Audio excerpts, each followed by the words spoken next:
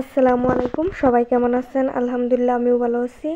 আজকে বিকালবেলা আসর আজানের পর দিয়ে প্রচণ্ড পরিমাণে একটু বৃষ্টি হয়েছিল, আর এত গরম। তারপর ভাবছিলাম যে বৃষ্টি হবে না, তারপর দিনটা ভালোই ছিল, পরিষ্কার ছিল আকাশটা। তারপর রান্না করতে চলে আসি, দেখি একটু একটু ফোঁটা পড়তেছে বৃষ্টির, ছোট ছোট। তারপর দেখি বলা বৃষ্টিটা চলে গেছে। তারপর এখানে প্রথমে ডিম সিদ্ধ করে নিয়েছিলাম, যদি বৃষ্টি আসে তাহলে রান্না করব না। তারপর দেখি বলা বৃষ্টিটা নাই। তারপর কড়াই বসিয়ে দিয়ে দিলাম পেঁয়াজ কুচি। তারপর পেঁয়াজটা হালকা করে বেজে দিয়ে দিলাম এখানে আদা বাটা, রসুন বাটা, জিরা বাটা দিয়ে হালকা পরিমাণে পানি দিয়ে দিলাম। এখন এখানে মশলাটা কষিয়ে নেব।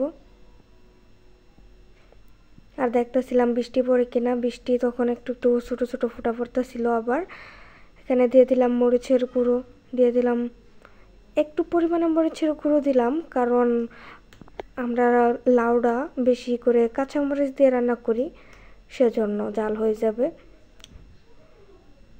দিয়ে দিলাম মরিচের গুঁড়ো, হালকা পরিমাণে দিয়ে দিলাম হলুদ, দিয়ে দিলাম লবণ, দিয়ে হালকা পরিমাণে কষিয়ে মশলাটাকে এখানে দিয়ে দিলাম ইলিশ মাছের মাথা, কেটে রাখা লেজ।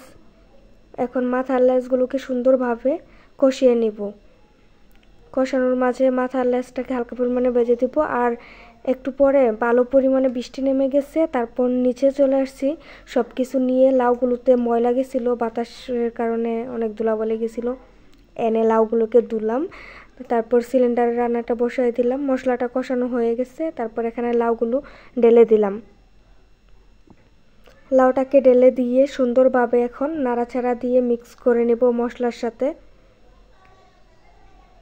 ভালোভাবে মিক্স করে লাউটাকে সুন্দরভাবে ডেকে কষিয়ে নেব। আর লাউটা কষানোর সময় একটু পরিমাণে পানি দেব না, কারণ লাউটা এমনি পানীয় জাতীয় খাবার।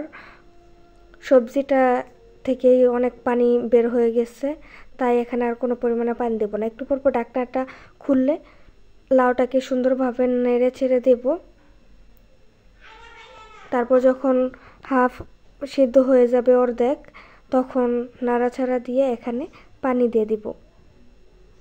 ঝোলের জন্য পরিমাণ মতো পানি দিয়ে দিব। এই তো লাউটা কষানো হয়ে গেছে। এখন এখানে দিয়ে দিব ঝোলের জন্য পরিমাণ মতো পানি। এই তো পানিটা দিয়ে সুন্দরভাবে নাড়াচাড়া দিয়ে এটাকে ডেকে দেব। চুলার আঁচটা বাড়িয়ে দেব। এই তো ঝোলটা ফুটে উঠেছে। একটু পর পর নাড়াচাড়া দিয়ে দিব। লাউটা প্রায় সিদ্ধ হয়ে গেছে, দেখতেছিলাম সিদ্ধ হয়েছে কিনা।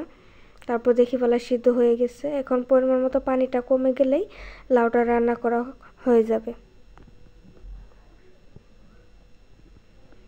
এখন ডেকে রেখে দেব পানিটা কমার জন্য।